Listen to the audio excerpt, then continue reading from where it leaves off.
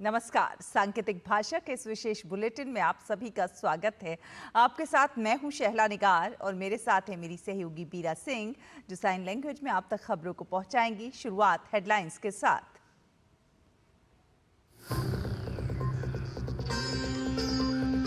SpaceX mission की सफल launching पर केंद्रीय मंत्री डॉक्टर जितेंद्र सिंह ने दी बधाई। कहा, पिछले 10 सालों में अंतरिक्ष प्रौद्योगिकी में बढ़ी आत्मनिर्भरता। टुटिकोरिन से भी किया जा सकेगा अंतरिक्ष प्रक्षेपण।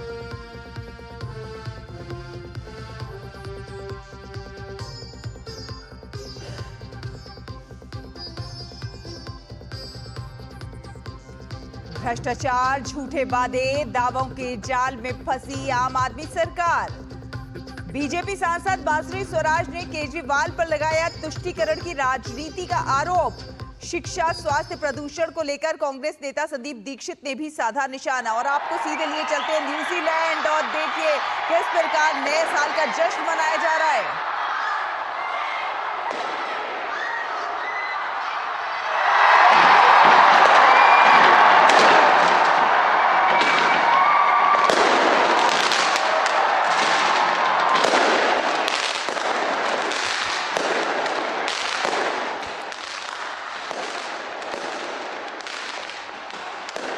न्यूजीलैंड में नववर्ष 2025 का आगाज हो चुका है और ये तस्वीरें अपने आप में रोमांचित कर देने वाली हैं। आप देख सकते हैं किस प्रकार आतिशबाजी, आसमान में किस प्रकार सजावट, और ये जो रंग है ये न्यूजीलैंड में नए साल के जश्न के रंग है और नए साल के जश्न में डूब गया न्यूजीलैंड। जी हाँ, ये खूबसूरती, ये आतिशबाजी नए साल का उत्साह दिखाने के लिए अपने आप में बहुत काफी है। तो न्यूजीलैंड में नववर्ष 2025 का आगाज हो गया है और खुले दिल से लोग नववर्ष 2025 का स्वागत कर रहे हैं। जी हाँ, ये खूबसूरत आतिशबाजी आप देख सकते हैं, आसमान खूबसूरत रंगों से सजा हुआ नजर आ रहा है। न्यूजीलैंड में नववर्ष 2025 का आगाज हो गया है। तो नए साल का जश्न आप देख सकते हैं किस प्रकार से सीटियां बजा रहे हैं लोग, जश्न में डूबे हुए नजर आ रहे हैं, अपने उत्साह और उल्लास को प्रदर्शित कर रहे हैं। न्यूजीलैंड में नववर्ष 2025 का आगाज हो चुका है और जश्न में डूब गया, जश्न में डूबा हुआ नजर आ रहा है न्यूजीलैंड, वहां के लोग। और ये तस्वीरें न्यूजीलैंड से सीधे हम आपके टीवी स्क्रीन पर दिखा रहे हैं।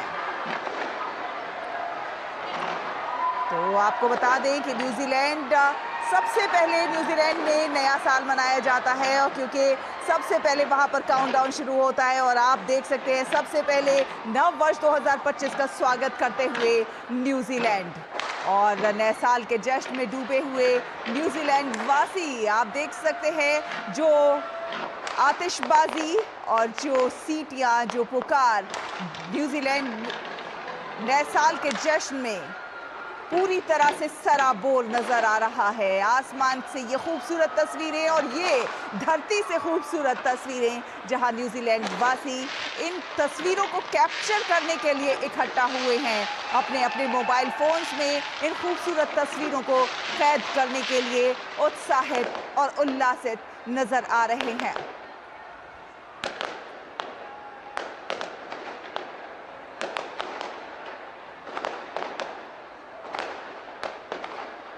तो नववर्ष के जश्न में डूबा है न्यूजीलैंड।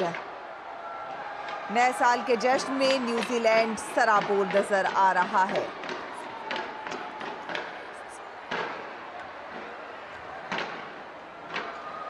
आतिशबाजी के साथ नए साल का स्वागत कर रहा है न्यूजीलैंड और आपको बता दें सबसे पहले न्यूजीलैंड में नववर्ष का आगाज होता है और इस बार भी नववर्ष 2025 का सबसे पहले खुली बाहों से स्वागत करता हुआ न्यूजीलैंड और आतिशबाजी के ये खूबसूरत रंग आप आसमान में देख सकते हैं। जहां आसमान खूबसूरत नजर आ रहा है वहां नज़ारे खूबसूरत नजर आ रहे हैं, वहीं धरती पर लोग वो पूरी तरह से उत्साहित और उल्लासित नजर आ रहे हैं। हैं और अपने अपने मोबाइल फोन्स में ये खूबसूरत तस्वीरें कैप्चर कर रहे हैं।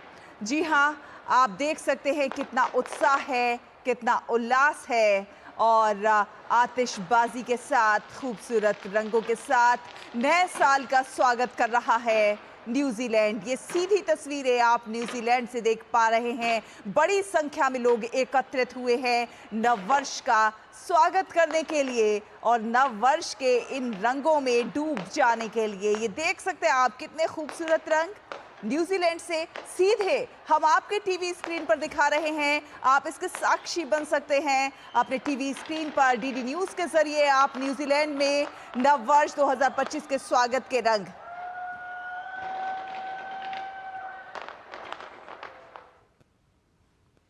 और ये आप तस्वीर देख रहे हैं जलपाईगुड़ी से। एक खूबसूरत तस्वीर आ रही है डूबते हुए सूरज की। जी हाँ, ये डूबता हुआ सूरज, ये तस्वीर जलपाईगुड़ी से आप देख पा रहे हैं। सीधी तस्वीर है, कितनी खूबसूरत तस्वीर जो कि जलपाईगुड़ी से हम आपको सीधे दिखा रहे हैं। एक तरफ आप देख रहे हैं न्यूजीलैंड में नव वर्ष का जश्न और दूसरी तरफ ये डूबते हुए सूरज की एक खूबसूरत तस्वीर डीडी न्यूज़ के जरिए सीधे आप अपने टीवी स्क्रीन पर देख पा रहे हैं। ये खूबसूरत नज़ारा हम डीडी न्यूज़ के जरिए सीधे आप तक पहुंचा रहे हैं और ये तस्वीर न्यूजीलैंड से। जी हाँ, न्यूजीलैंड में नव वर्ष 2025 का स्वागत किया जा रहा है। नव वर्ष 2025 का आगाज हो चुका है। बड़ी संख्या में लोग एकत्रित हुए हैं नव वर्ष का जश्न मनाने के लिए, इन रंगों में डूब जाने के लिए। तो welcome to your new year New Zealand. जी हाँ, न्यूजीलैंड में नव वर्ष के स्वागत की ये शानदार तस्वीरें। और भारत में वर्ष 2024 का आखिरी सूर्यास्त देखा गया, जिसका हमने सीधा नजारा आपको अपने टीवी स्क्रीन के जरिए दिखाया। और चलिए खबरों में आगे बढ़ते हैं। आपको बता दें कि भारतीय अंतरिक्ष अनुसंधान संगठन ने आंध्र प्रदेश के श्रीहरिकोटा से सोमवार को अपने PSLV C-60 रॉकेट के जरिए स्पेसएक्स और अन्य पेलोड की सफल लॉन्चिंग की। केंद्रीय मंत्री जितेंद्र सिंह ने कहा कि मिशन की सफलता प्रधानमंत्री नरेंद्र मोदी का मंत्र आत्मनिर्भर भारत की ओर एक मजबूत कदम है। पिछले 10 सालों में अंतरिक्ष अर्थव्यवस्था में 9% की उछाल देखी गई है। अब तूतीकोरिन से भी अंतरिक्ष प्रक्षेपण किया जाएगा। इसरो का साल के अंत का प्रोजेक्ट स्पेसएक्स मिशन इसरो द्वारा किया गया 99वां प्रक्षेपण है, जो स्वदेशी टेक्नोलॉजी से कम कीमत में तैयार हुआ है।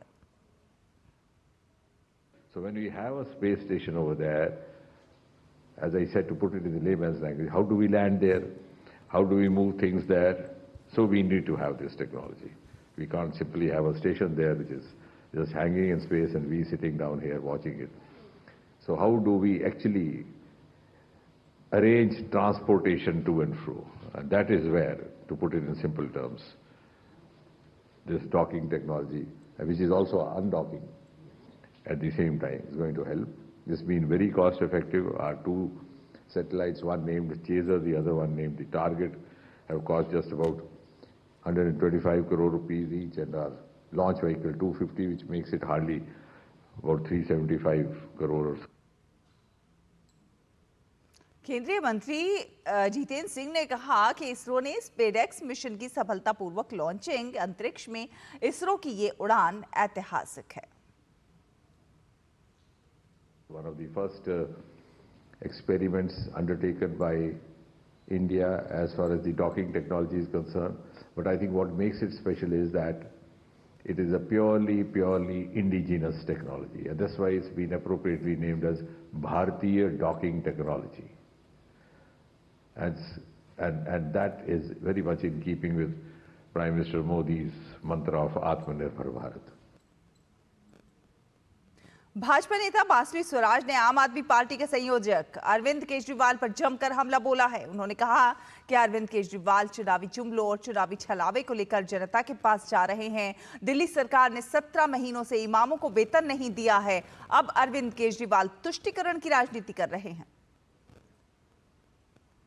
ये वो केजरीवाल जी है, ये वो आम आदमी पार्टी की सरकार है जिसने 17 महीनों से ना इमामों को वेतन दिया, ना मौलवियों को वेतन दिया। और जब वो पहुंचे उनके घर पर प्रदर्शन करने के लिए, तो उस समस्या का निदान करने की चेष्टा नहीं करी। ये तुष्टिकरण की राजनीति है, जहां पर उन्होंने कह दिया कि वो पुजारियों को और ग्रंथियों को वेतन देंगे। मैं पूछना चाहती हूं कि जब मौलवी आपके यहां पर पहुंचे थे, तब तो इन्होंने जवाब में ये कह दिया था कि भाई ये वेतन नहीं है, ऑनरेरियम है। ऑनरेरियम है, इसलिए अगर मेरे पास पैसा होगा तभी तो मैं दूंगा।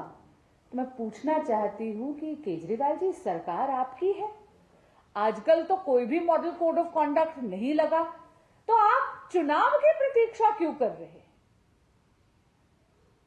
भाजपा नेता बांसुरी स्वराज ने यह भी कहा कि भाजपा किसी भी जन कल्याणकारी योजना के विरोध में नहीं है, लेकिन झूठ के खिलाफ खड़ी हुई है। 17 महीने से इमामों को तो 1 रुपया आपने दिया नहीं।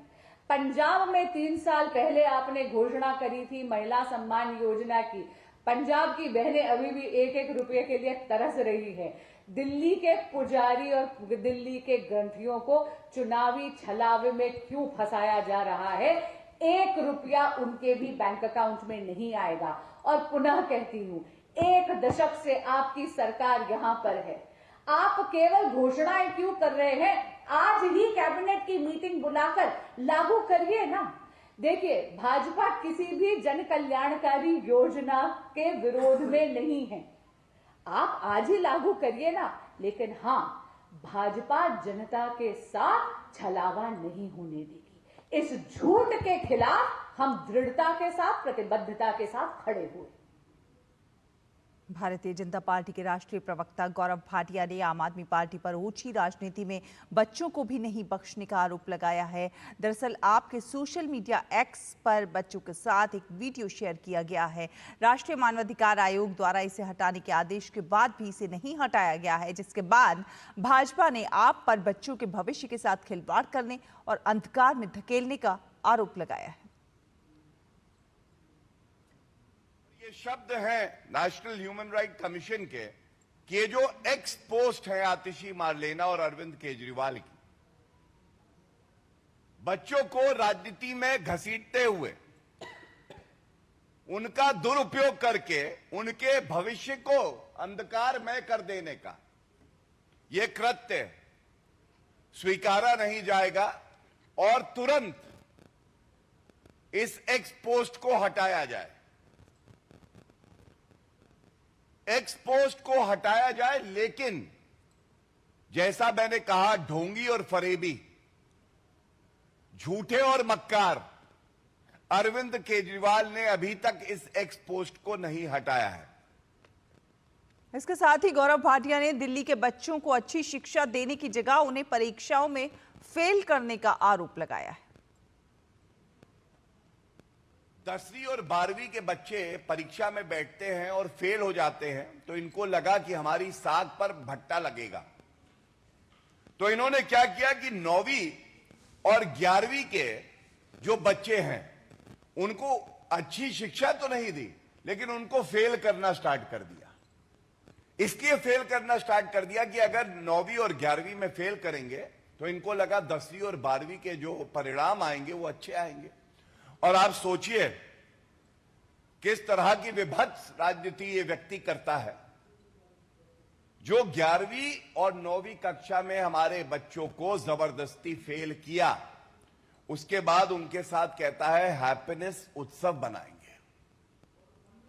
आप सोच देखिए कितनी जहरीली है। इससे पहले भाजपा ने आम आदमी पार्टी के खिलाफ पोस्टर जारी करते हुए इसे देश की सबसे भ्रष्ट और बेईमान पार्टी बताया है। भाजपा ने कहा कि भ्रष्टाचार विरोधी आंदोलन से जन्मी आम आदमी पार्टी भारत की सबसे भ्रष्ट पार्टी साबित हुई, जिसके शीर्ष नेतृत्व पर शराब घोटाले मामले में गंभीर आरोप लगे हैं। पोस्टर में कहा गया है कि आपके शासन में दिल्ली भ्रष्टाचार का अड्डा बन गई है। साथ ही पोस्टर में भाजपा ने अरविंद केजरीवाल, मनीष सिसोदिया और सत्येंद्र जैन को भ्रष्टाचार का 30 मार खान बताया है। भाजपा कार्यालय के बाहर लगाई गई पोस्टर प्रदर्शनी में अरविंद केजरीवाल के झूठे वादे को हैशटैग फर्जीवाल के झूठे वादे के रूप में गिनाया गया है।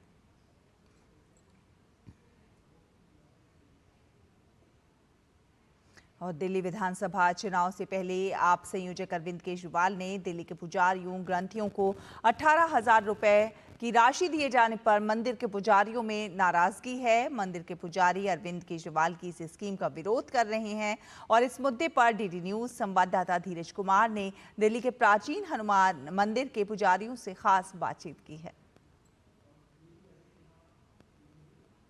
आज जब ये इन्होंने समझ लिया कि दिल्ली हमारे हाथ से निकल रही है, दिल्ली में ये हार रहे हैं, दिल्ली में बीजेपी की सरकार आ रही है, तो एक लॉलीपॉप और इन्होंने समझा पकड़ा दिया। ये तो पैसा दे दे करके लोगों को जो है ना, जो गली कुच्ची के जो लोग हैं उनको 100-200 रुपया दे दे करके ये रैली करवा लेते हैं। पैसे जितने भी इनको फंड आता है ना, ये तो बिल्कुल शराबियों वाला नीति कर दिया कि जिसके मतलब 2-4 बच्चे हो और जो शराबी नशेड़ी हो उसके तो कोई मार्केटिंग के लिए भी पैसे नहीं देगा, अगर देगा तो दारू शराब पी करके आ जाएगा। वही हाल इसमें है केजरीवाल जी में। ये जो 18,000 का भी है ना, सिर्फ लॉलीपॉप है। मंदिर के पुजारी कोई बहरूपिया के बहकावे में नहीं आएंगे। इस बार सनातन की सरकार बनने जा रही है, इसलिए ये बौखलाकर इधर उधर की कभी 2100 रुपए महिला योजना, कभी कुछ, इसे तो केवल सुप्रीम कोर्ट से भी कुछ आदेश नहीं है, मगर ये चुनावी रैली में सब अपना अलग बयान बकते जा रहा है।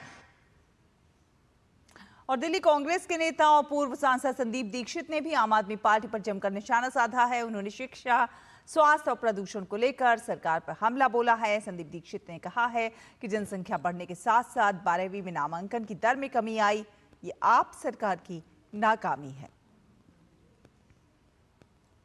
जितने बच्चे शीला जी के समय 11वीं 12वीं का इम्तिहान देते थे, उससे कम बच्चे आज दे रहे। मैं ये पूछना चाहता हूं, आबादी बढ़ गई है, करीबन 1 करोड़ 60 लाख से लेकर आज 2 करोड़ 10 लाख मानी जाती है। कम से कम 25-30-50% बच्चे तो बढ़ने चाहिए थे ना। ये कौन सा आंकड़ा मुझे समझ में नहीं आ रहा। इसका मतलब है अगर बच्चे आ रहे हैं तो बच्चे जा भी रहे हैं। इन्होंने एक और आंकड़ा दिया कि दिल्ली में कोई भी डिस्पेंसरी काम नहीं कर रही थी, इसलिए हमने आम आदमी मोहल्ला क्लिनिक बनाई। कम से कम 560 जो है डिस्पेंसरियां उस समय दिल्ली में चल रही थी। इन्होंने क्या किया, 560 डिस्पेंसरी में से अधिकांश को बंद करके और मोहल्ला क्लिनिक खोली। मेरे नेता नई स्कीम लाके ना। भाजपा नेता दिलीप घोष ने बांग्लादेशी घुसपैठ और राज्य की सत्ताधारी तृणमूल कांग्रेस की ओर से घुसपैठियों को पार्टी में पद देने और उनके संरक्षण को लेकर सवाल खड़े किए हैं। उन्होंने अपने सोशल मीडिया प्लेटफॉर्म एक्स पर एक पोस्ट में लिखा है कि मालदा जिले की रशीदाबाद ग्राम पंचायत से तृणमूल कांग्रेस ने लवली खातून को पंचायत प्रधान बनाया। हालांकि उनका असली नाम नासिया शेख है और बांग्लादेश की घुसपैठियां हैं। उन्होंने 2015 में भारतीय मतदाता पहचान पत्र और 2018 में जन्म प्रमाण पत्र प्राप्त किया था। दावा किया गया था कि उनके पिता का नाम शेख मुस्तफा है, जबकि सच्चाई यह है कि उनके पिता का नाम जमील बिस्वास है। ऐसे कई बांग्लादेशी घुसपैठिए तृणमूल कांग्रेस के नेता बन गए हैं। पार्टी का लक्ष्य ऐसे कार्यों के माध्यम से पश्चिम बंगाल को पश्चिम बांग्लादेश में बदलना है। अगर जनता सतर्क नहीं रही तो ये साजिश हकीकत बन सकती है।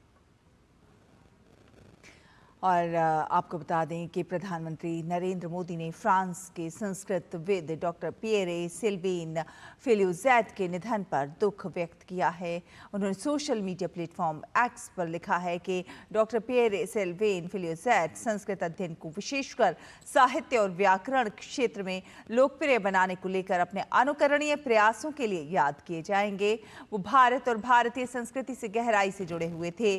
उनके निधन से दुख हुआ। दुख की इस घड़ी में मेरी संवेदनाएं उनके परिवार और दोस्तों के साथ है।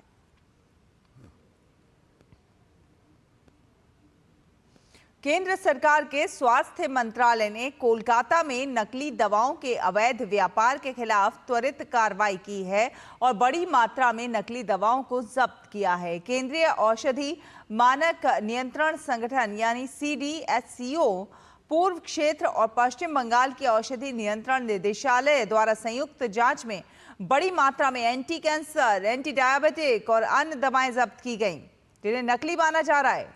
ये दवाएं जिन पर आयरलैंड, तुर्की, अमेरिका और बांग्लादेश जैसे देशों में निर्मित होने का दावा किया गया था, उनके पास भारत में वैध आयात प्रमाण पत्र नहीं थे। जब्त की गई दवाओं का अनुमानित बाजार मूल्य लगभग 6.60 करोड़ रुपए है। इन दवाओं के नमूने गुणवत्ता परीक्षण के लिए भेजे गए हैं। बाकी स्टॉक को CDSCO द्वारा सुरक्षित रखा गया है। इस मामले में Messrs care and cure for you की महिला मालिक को गिरफ्तार किया गया है, जिन्हें 14 दिनों की न्यायिक हिरासत में भेज दिया गया है। केंद्र सरकार ने 2030 तक 500 गीगावाट अक्षय ऊर्जा क्षमता हासिल करने का लक्ष्य रखा है। पीएम कुसुम योजना के अंतर्गत 3300 मेगावाट से अधिक क्षमता स्थापित की गई है। अब तक 276 संयंत्रों को चालू कर दिया गया है, जिससे सौर क्षमता 327 मेगावाट हो गई है। केंद्रीय मंत्री प्रहलाद जोशी ने नजफगढ़ में 2.5 मेगावाट क्षमता के एग्रीवोल्टिक्स प्लांट का दौरा किया।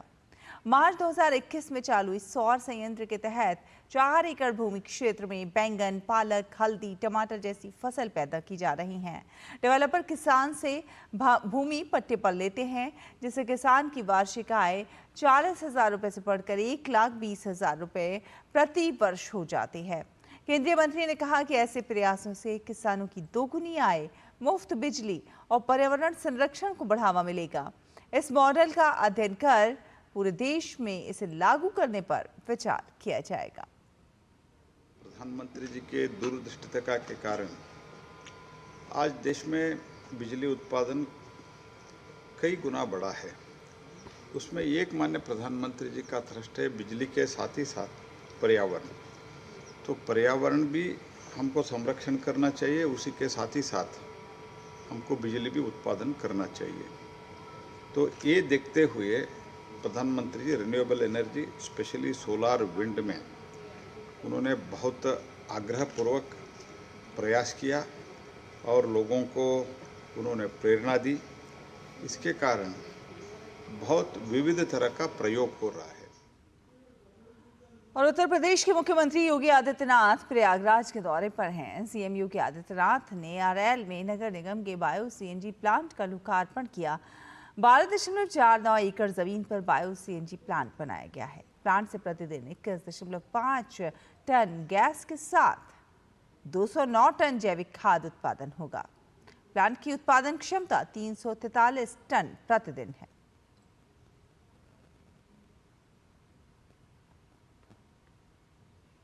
इसके बाद मुख्यमंत्री ने प्रयागराज में संगम घाट पर आरती की। इसके साथ ही सीएम योगी ने संगम मेरावत घाट, संगम नोज घाट के साथ ही गंगा सेतु के समानांतर बने स्टील ब्रिज का निरीक्षण किया।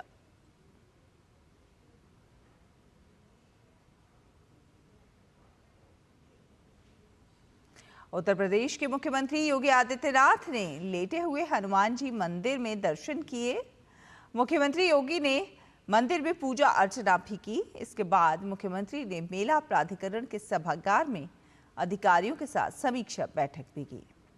मुख्यमंत्री ने कहा कि महाकुंभ को लेकर तैयारियां युद्ध स्तर पर की जा रही हैं और जनवरी के पहले सप्ताह तक सभी तैयारियां पूरी कर ली जाएंगी। उन्होंने कहा कि सभी 6 अमृत स्नान पर संतों और आम श्रद्धालुओं की सुविधा को देखते हुए कोई प्रोटोकॉल नहीं होंगे। उन्होंने बताया कि अमृत स्नान पर पुष्प वर्षा की भी व्यवस्था की गई है। पौष पूर्णिमा की पहला स्नान यहाँ पे संपन्न होगा। मकर संक्रांति 14 जनवरी को दूसरा स्नान यहाँ पे होगा, जो अमृत स्नान भी होगा, जिन्हें साई स्नान कहते हैं। 29 जनवरी मौनी अमावस्या, ये मुख्य स्नान में से एक है। 3 फरवरी बसंत पंचमी है। फिर 12 फरवरी और 26 फरवरी ये 2 अतिरिक्त स्नान फिर यहाँ पे होंगे। कुल 6 स्नान होने हैं। सभी स्नान पर संतों के स्वागत के लिए, श्रद्धालुओं के अभिनंदन के लिए सरकार के स्तर पर, मेला प्राधिकरण के स्तर पर पुष्प वर्षा की व्यवस्था भी रहेगी, क्योंकि ये दुर्लभ संजोग है। उस दुर्लभ संजोग के साक्षी बनने के लिए देश और दुनिया से जो भी श्रद्धालु आएगा उसको उस प्रकार का अवसर मिलना चाहिए।